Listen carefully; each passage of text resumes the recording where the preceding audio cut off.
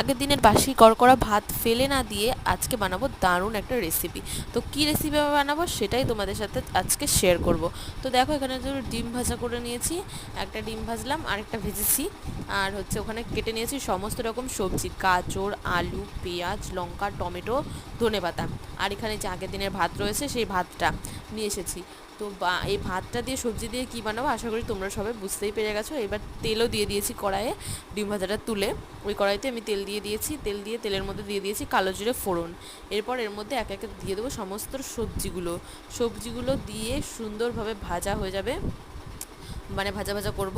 তারপরে এর মধ্যে একটু লবণ দেবো। আর আমি এটার মধ্যেই ভাত ভাজাটার মধ্যে আমি ওই ইয়েও দিই মাঝে মাঝে, ওই কী বলে ওটাকে, লবণ তো দিই আর হচ্ছে হলুদ।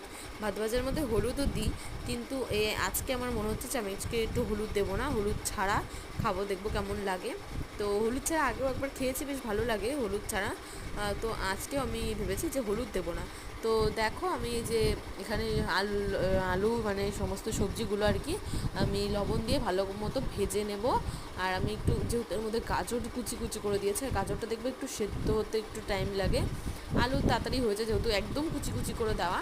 তো গাজরটার জন্য আমি একটু ঢেকে দেবো, মানে নেড়ে চেড়ে যাতে ভালোভাবে হয়ে যায় আর কি। তো আমি ভালোভাবে যাতে হয়ে যায় সেজন্য। আর ওখানে ডিম ভাজাগুলো আমার হয়ে গেছে। আর দেখো আমি একটু নেড়ে চেড়ে ঢেকে দিয়েছিলাম, তো দেখলাম যে গাজরগুলো ভালোভাবে গলেছে নাকি। তো ভালোভাবে গলেনি, আর একটু গলবে। তো আর জন্য আমি আরও একবার ঢেকে দেবো। তো আমারও বেশ ভালোই লাগে ভাত ভাজাটা খেতে। তো আশা করি সবারই ভালো লাগে এটা, সত্যি খুবই ভালো লাগে আমার। ডিম ভাজা দিয়ে কিংবা একটু আলুর দম দিয়ে এইসব দিয়ে খেতে ভালো লাগে।